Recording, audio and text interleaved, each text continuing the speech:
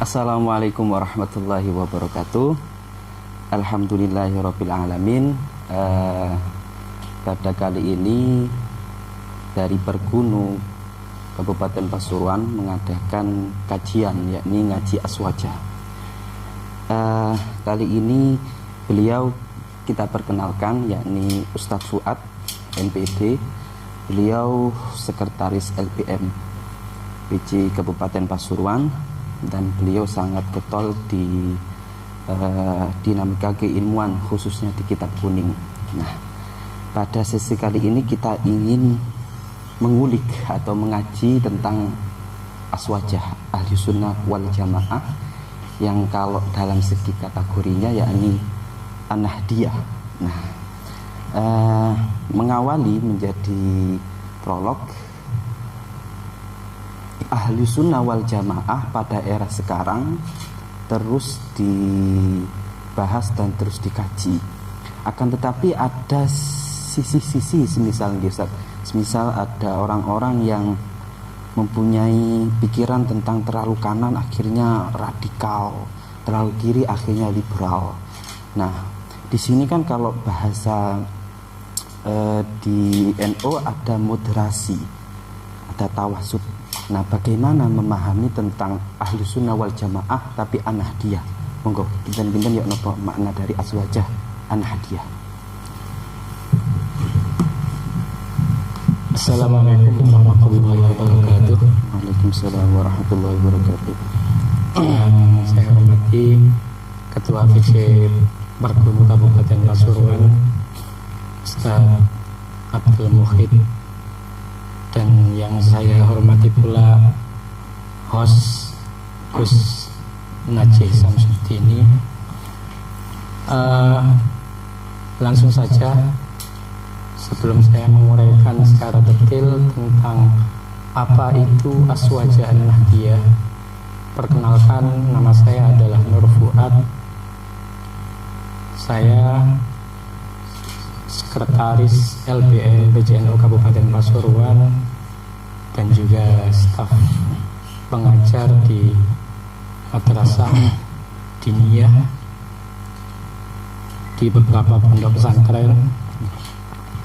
Alhamdulillah pada kesempatan pagi ini kita bisa bertemu dalam satu media kajian aswaja yang bertema apakah pengertian daripada ahli sunnah wal jamaah an-nahdiyah.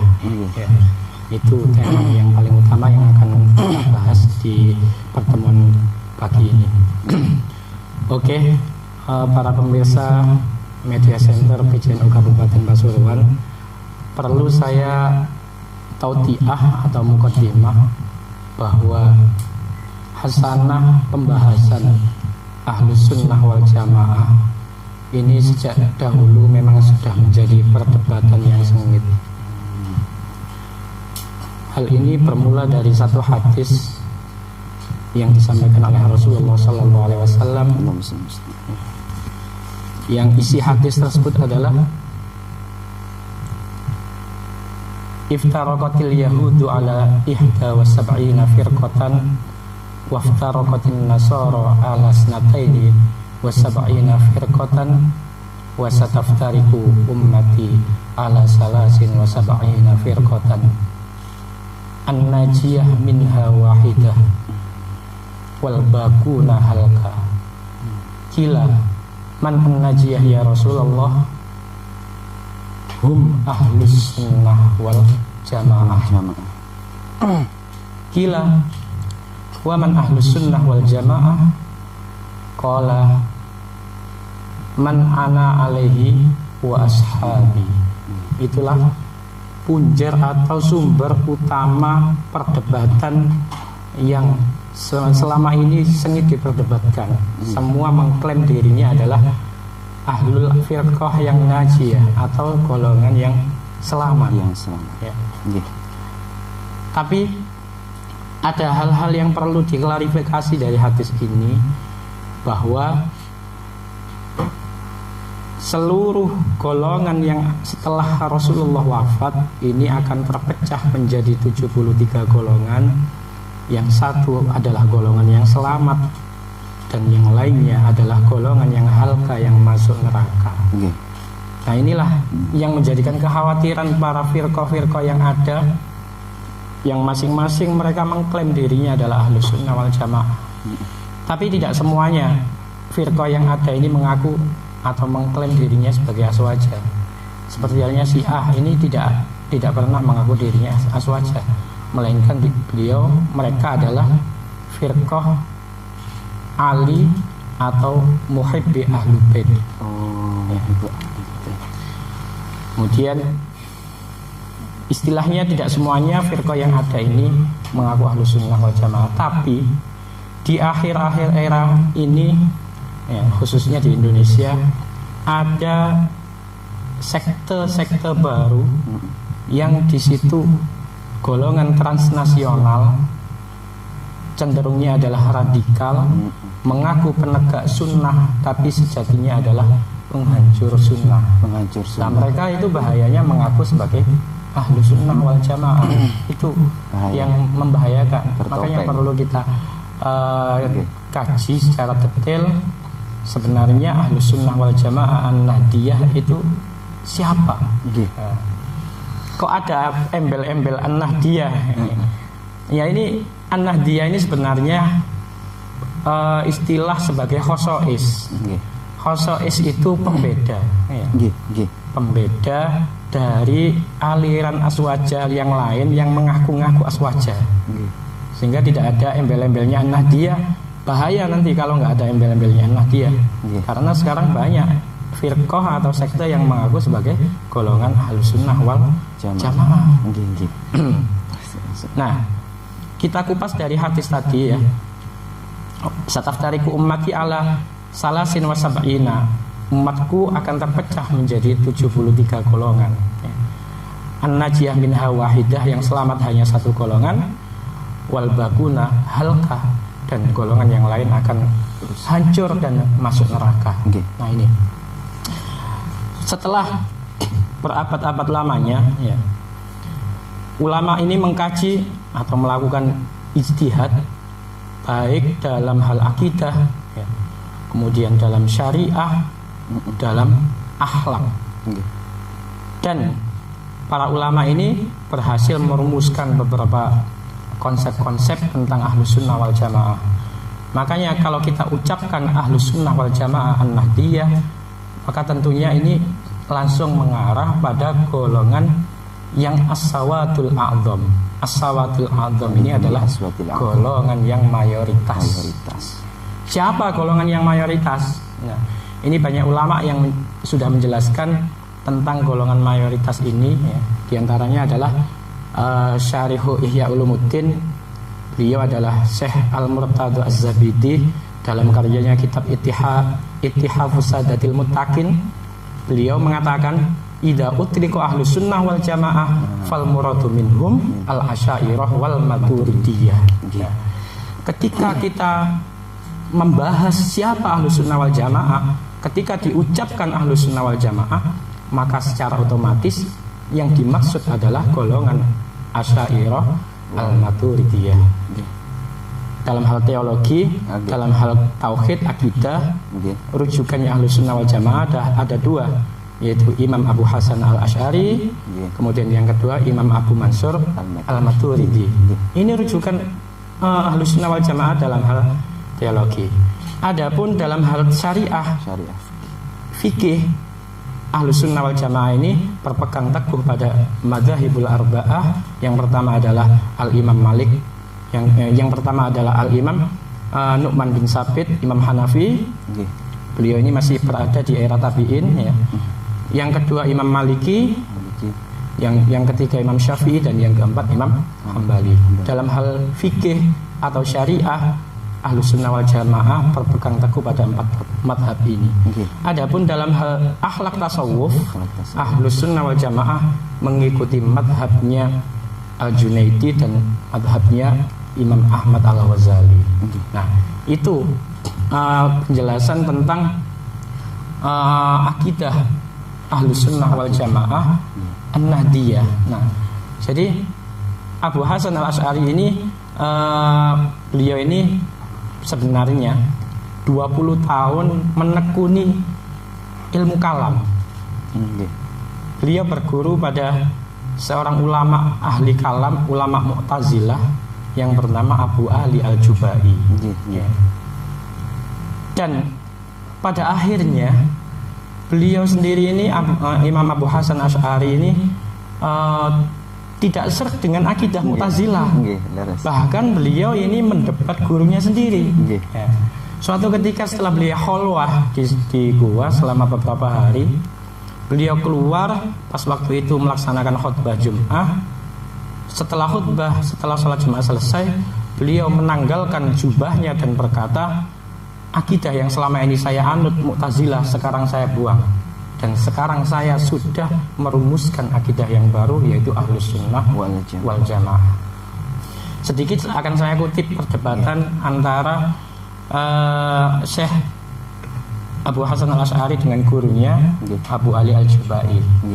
Nah, suatu ketika Abu Hasan Al-Asy'ari ini melontarkan satu pertanyaan kepada gurunya. Wahai guruku, saya ingin mendapatkan jawaban dari panjenengan. Bagaimana ketika ada 3 orang, ya, yang satunya ahlul ta'ah, satunya ahlul maksiyah, dan satunya anak kecil yang masih belum balik. Siapa dari mereka yang masuk surga, siapa yang masuk neraka? Jawabannya gurunya bagaimana?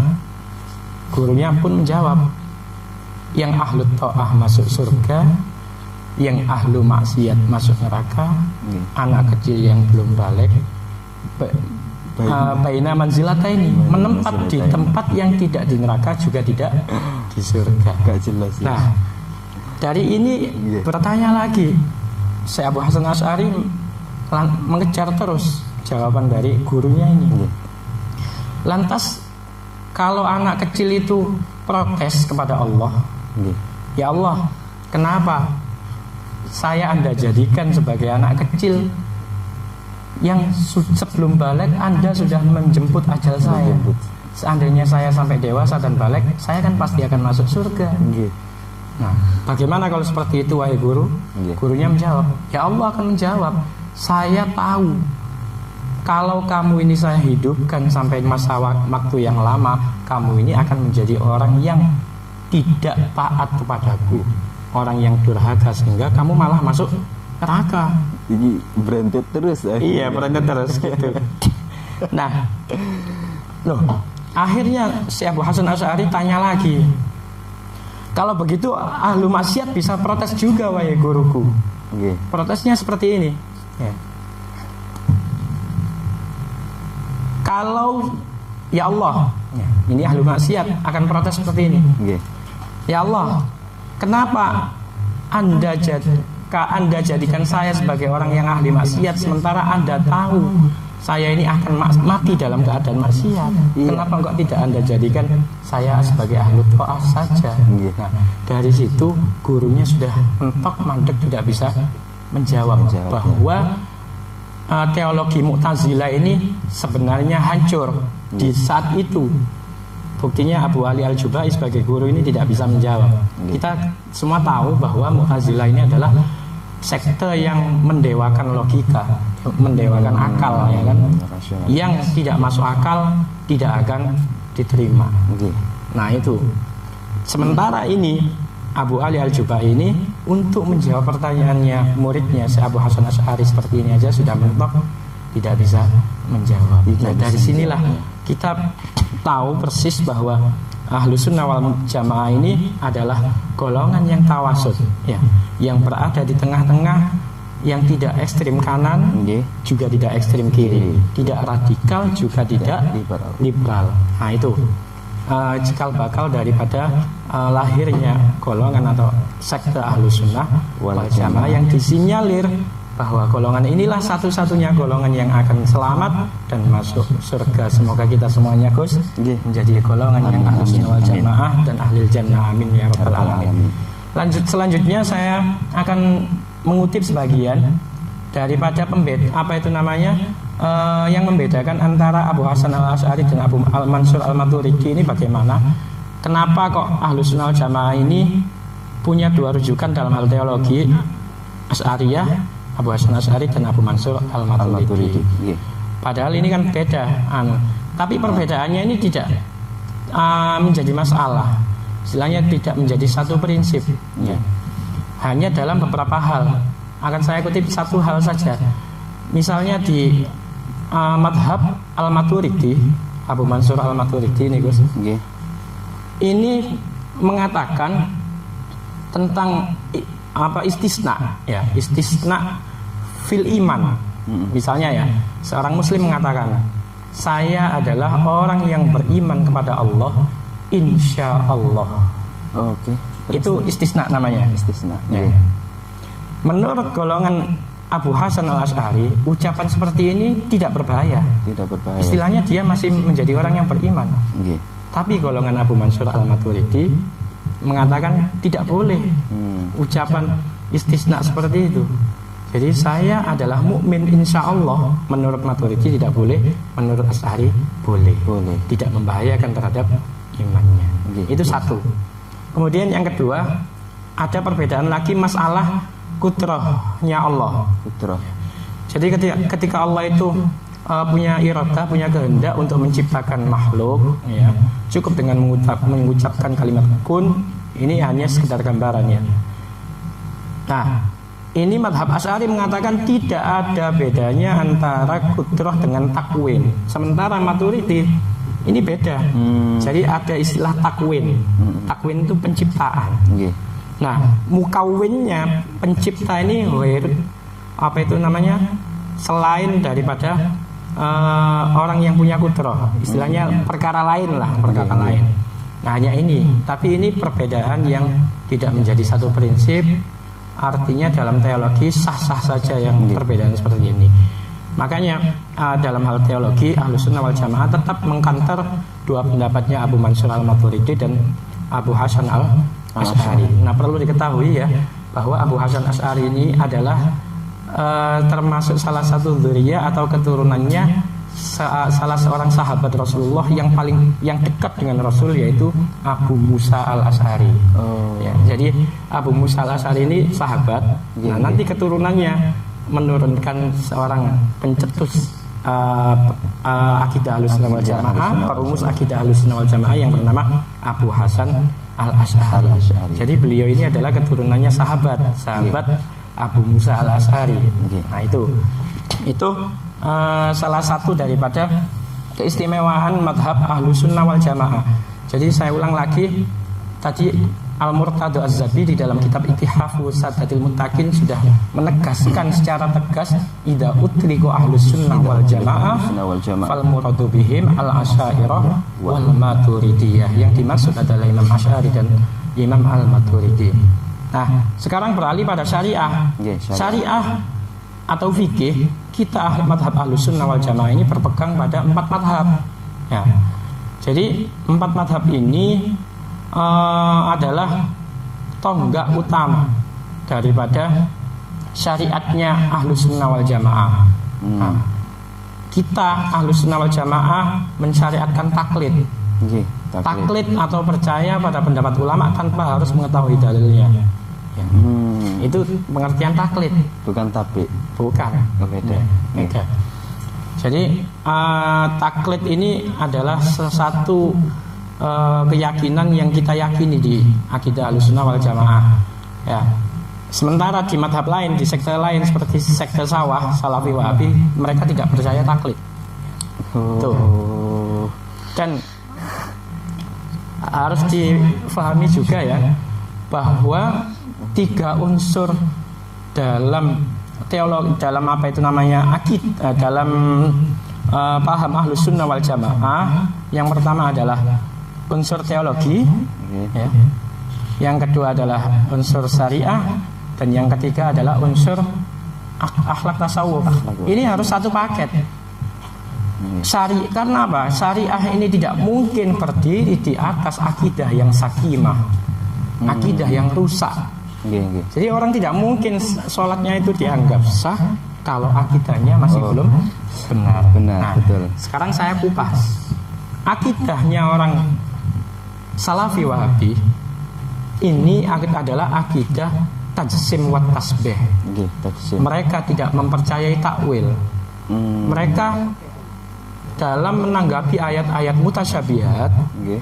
ini mengartikan ayat mutasyabihat sesuai literalnya, letterlek. Oh, zahiril. Ya, dohirnya lafad. Nggih. Bidohir lafdi. Misalnya, fa ainama tuwallu wujuhakum fasamma wajhullah. Wajah Allah harus dimaknai wajah. Yatullahi fawqa aydihim. Nggih. Tangannya Allah di atas tangannya para makhluk. Tangan ya harus tangan. Kita nggak boleh merubah ayat, kata mereka. Kata mereka. Ya. Nggih. Kalau kita merubah ayat berarti kita merubah kalamullah. Sementara kita Ahlussunnah wal Jamaah, kita punya aqaid khamsin. Nggih. Punya aqaid khamsin yang sudah kita kenal dari sejak kecil. Itu ada nadam aqidatul awam. Aqidatul awam. Nggih. Di antara sifat wajibnya Allah adalah mukhalafatu lil Lil hawadis. Nggih. Allah berbeda dengan makhluk. Jadi konsep kita untuk memahami ayat mutasyabihat kayak tadi wajhullah, yatullah dan sebagainya, itu ada dua metode. Yang pertama adalah tafwid. Tafwid itu memasrahkan sepenuhnya maksud dari ayat itu kepada Allah. Tidak utak-atik lah. Nggih, nggih. Yang kedua adalah takwil. Takwil. Takwil itu apa? Mengarahkan makna ayat mutasyabihat pada makna yang layak. Kayak wajah. Ini jangan dimaknai wajah tapi dimaknai zat. Wajhullah berarti zatullah. Zatullah. Yatullah tidak dimaknai tangan. Bukan dimaknai tangannya Allah tapi dimaknai qudratullah. Qudratullah. Tangan kekuasaannya Kekuasaan Allah. Allah. Karena itu harus memaknai ayat mutasyabihat pada makna yang layak, itu harus merupakan sebuah keharusan. Keharusan. Ya. Nggih. Karena kita sudah diajarkan sifat-sifat wajib Allah yang ada 20 itu, diantaranya adalah mukhalafatu lil hawadis. Allah berbeda dengan makhluk. Kalau ulama Wahabi tidak menerima sama sekali metode takwil. Ada satu cerita, Syekh Abdul Aziz bin Baz kalau nggak salah, ini ulama Wahabi yang pernah menantang atau pernah mengkritik Sayyid Muhammad Al-Maliki. Beliau ini Syekh Abdul Aziz bin Baz ini orangnya buta sebelah matanya, yang kiri, buta asli ya, hanya bisa melihat dengan mata kanan. Suatu ketika Syekh Abdul Aziz bin Baz itu ngomong kepada Sayyid Maliki, hei Sayyid Maliki, kenapa madhab anda ini kok sangat berani mengotak-atik Al-Quran? Ayat Quran itu tidak boleh diotak-atik, itu adalah kalamullah. Ya. Jadi kalau ayatnya itu kalimatnya begini, ya harus tetap seperti itu, literal, ya, nggak boleh diotak-atik. Wajah ya wajah, tangan ya tangan, dan seterusnya. Ya. Sayyid Maliki santai untuk menanggapi pertanyaan itu. Sekarang saya tanya, wahai Syekh bin Baz, coba saya ingin tahu bagaimana arahan panjenengan ketika mengartikan ayat ini. Beliau mengutip sebuah ayat, wa man kana fid dunya a'ma fa huwa fil akhirati a'ma wa adallu sabila. La ilaha illallah. Barang siapa yang di dunia ini buta mata, maka di akhirat nanti akan lebih buta dan lebih tersesat jalannya. Bagaimana menurut Anda ayat ini pemahamannya? Apakah ini langsung dimaknai buta-buta yang seperti ada di kamus itu, buta fisik? Atau apakah bagaimana? Kira-kira panjenengan gimana Gus kalau saya tanya seperti itu? Bagus pertanyaannya, langsung menembak. Padahal iya, beliau ini Syekh Abdul Aziz bin Baz ini posisinya adalah mereka buta sebelah. Beliau adalah orang yang buta fisik.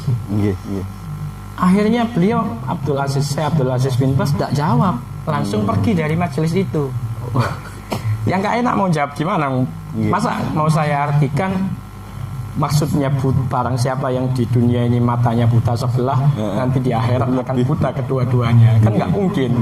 Karena maksudnya buta ini adalah buta dalam memahami agama, buta dalam hal teologi, buta dalam hal ma'rifatullah, dalam hal syariat, dalam hal tasawuf. Nah itu maksudnya, barang siapa yang di dunia ini buta dan tersesat, maka di akhirat akan lebih buta dan lebih tersesat jalan. Itulah apa itu namanya, ulama kita ini tampak sekali mereka itu sangat luas, bijaksana, dan tidak gerusa-gerusu dalam menanggapi sebuah pertanyaan yang memojokkan. Nah, inilah ciri akidah Ahlussunnah wal Jamaah juga seperti itu. Makanya prinsip at-tawassut, at-tawazun wal i'tidal, ya, ini perlu diaplikasikan dalam kehidupan sehari-hari. Jadi karena semua ada dalilnya, kayak at-tawassut, ya. Wa kadzalika ja'alnakum ummatan wasatan litakunu syuhada'a 'alan nas wa yakuna rasul syahida. Insyaallah kalau nggak salah seperti itu ayatnya. Ya. Nah, kemudian i'tidal, adil, kemudian tawazun, ya. Dan ada yang menambahkan at-tasamuh, toleransi, moderasi. Ya. Memudahkan.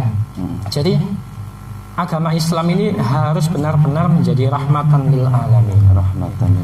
Kalau tidak menerapkan aspek-aspek itu, niscaya agama Islam ini di mata orang lain agama yang sangat menyeramkan. Dikit-dikit kufur, dikit-dikit bid'ah, dikit-dikit neraka. Pokoknya surga sudah dikapling semuanya. Ya. Neraka di luar golongan mereka neraka semuanya. Nah, golongannya dia yang mengklaim dirinya sebagai ahli surga satu-satunya. Jadi tahlil bid'ah. Mereka saja yang di surga. Iya. Sepi dong. Sepi surganya. Dikapling.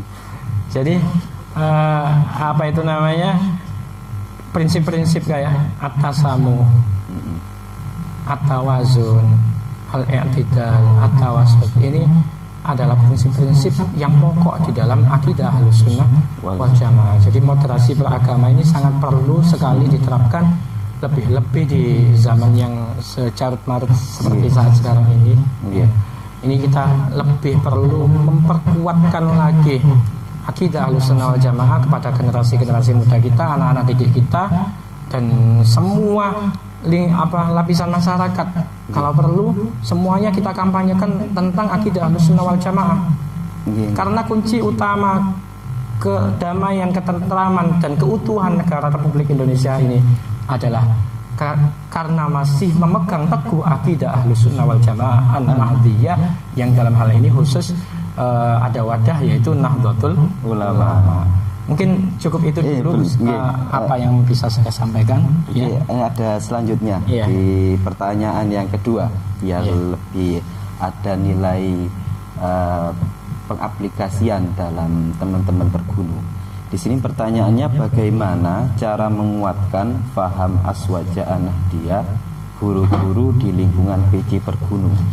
Dados dari pimpinan Pergunu PJ menginginkan ada hal-hal yang bisa menguatkan, yang terkhusus langsung ke guru-guru di PJ Pergunu, sehingga kita tidak hanya memberikan wacana tapi nilai pendayagunaan dan pengaplikasian. Sembari kan jenengan sudah mengatakan bagaimana sampai ke masyarakat. Nah, di sini kan akhirnya kiat-kiat atau cara untuk bisa menguatkan paham Aswaja An-Nahdliyah di lingkungan PJ Pergunu. Monggo, terima kasih, pertanyaannya sangat bagus sekali. Menurut saya kiat-kiat untuk memperkuat akidah Aswaja An-Nahdliyah di kalangan guru-guru Pergunu ini banyak hal yang bisa kita laksanakan. Misalnya mengadakan diklat-diklat yang diikuti oleh para guru-guru Pergunu, yang diklat itu khusus untuk mengupas tuntas tentang paham Ahlussunnah wal Jamaah. Kemudian ditekankan juga di kalangan para guru NU ini bahwa Ahlussunnah wal Jamaah Nahdliyah ini adalah sebagai way of life atau prinsip hidup juga. Ya. Artinya tidak bisa dipisahkan dalam kehidupan kita sehari-hari. Ya. Satu contoh, guru-guru ketika mengajarkan anak-anak didik, langsung kita terapkan berupa keteladanan. Misalnya anak-anak diajak sholat duha, atau sholat jamaah fardu lah. Nggih. Setelah itu, setelah sholat langsung diajak zikir berjamaah. Nah, zikir berjamaah menurut mereka bid'ah, Gus. Oh. Nggak boleh zikir ini kumpul-kumpul kemudian mengeluarkan suara bareng-bareng, ini bid'ah menurut mereka. Nggih. Nah, yang seperti ini justru harus kita tanamkan lebih kuat lagi. Anak-anak diajak sholat berjamaah, setelah itu tidak boleh langsung pergi, tidak boleh langsung beranjak dari tempat, diajak zikir berjamaah. Nggih. Kemudian di waktu yang lain, di kesempatan yang lain mengadakan kumpulan untuk melaksanakan sholawat habsi misalnya. Oh, nggih. Mengadakan istighosah. Nggih. Jadi tradisi-tradisi amaliyah aswaja ini yang perlu kita tekankan, yang perlu kita lestarikan. Inilah sebagai wasilah atau media memperkuat paham Ahlus Sunnah wal Jamaah Nahdliyah di kalangan guru-guru Nahdlatul Ulama. Ya. Jadi kalau bisa masing-masing guru di Pergunu ya, itu diikrar atau punya ikrar bersama bahwa Ahlus Sunnah wal Jamaah Nahdliyah ini adalah way of life atau prinsip hidup kita, yang mana tidak bisa kita pisahkan dalam kehidupan sehari-hari. Ya. Ketika guru tidak bisa memberikan teladan yang baik, tidak bisa menanamkan tradisi amaliyah aswaja, maka murid mau nyontoh ke siapa kalau nggak nyontoh ke gurunya? Nah, Ibnu Muflih pun beliau dawuh dalam kitabnya Al-Furuq, la yambaghi al-khuruj minal adat, ya. La yambaghi al-khuruj minal adat malam yahtalifis syar'. Nggak baik kita itu keluar dari tradisi, meninggalkan tradisi, selama tradisi itu tidak keluar dari syariat. Selama tradisi ini masih sesuai dengan isi syariat, kita pertahankan tradisi itu.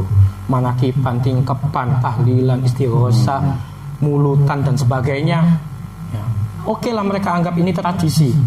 Ya, gak apa-apa, kita nggak usah ngeyel. Iya oke tradisi, apakah tradisi ini sesuai syariat ataukah enggak? Kalau nggak sesuai, baru kita tinggalkan. Tapi ternyata semua tradisi ulama, tradisi aswaja Nahdliyah ini sesuai dengan syariat, bahkan mayoritas sesuai dengan sunnah Rasulullah Sallallahu Alaihi Wasallam. Itu mungkin yang bisa. Selanjutnya begini, ada hal yang lebih ingin pada secara teoritisnya. Kalau misalnya ini kita lihat kondisi ada salah satu pergunu yang diajak diskusi sama tokoh yang punya pikiran ekstrim kanan atau kiri, akhirnya dia itu tidak punya, hanya menjadi nilai kebiasaan. Oh biasanya saya tahlilan, mana dasarnya? Lah ini kan ada nilai menguatkan fahamnya sehingga bisa mengkanter. Kita bagaimana poin-poinnya lo kira-kira?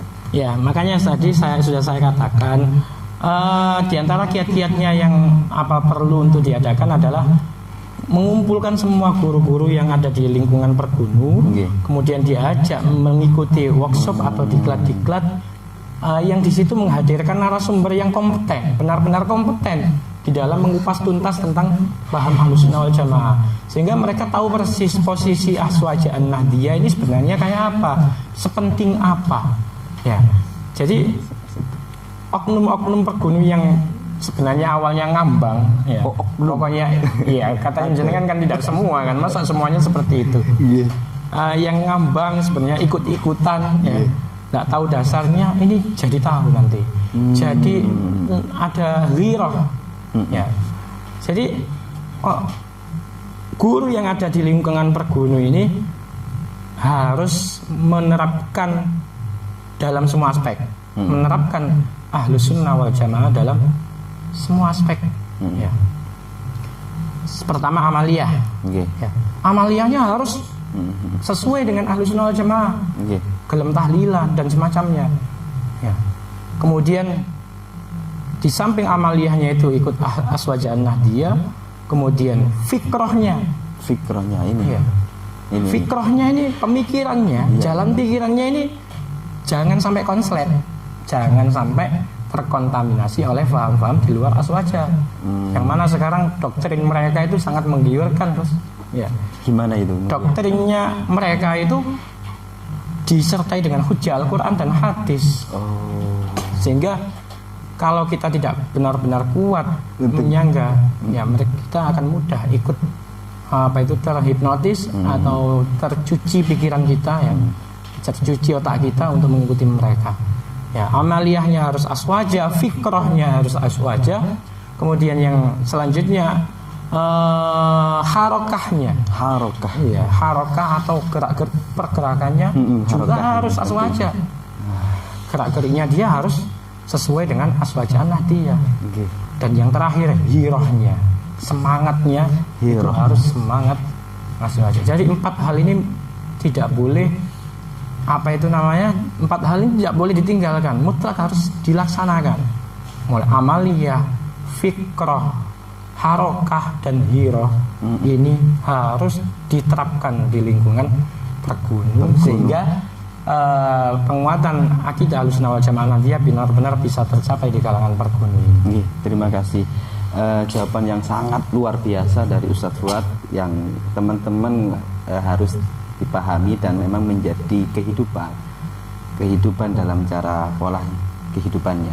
Ini kita mau mempromosikan, ada salah satu buku, salah satu buku yang namanya Membumikan Aswaja.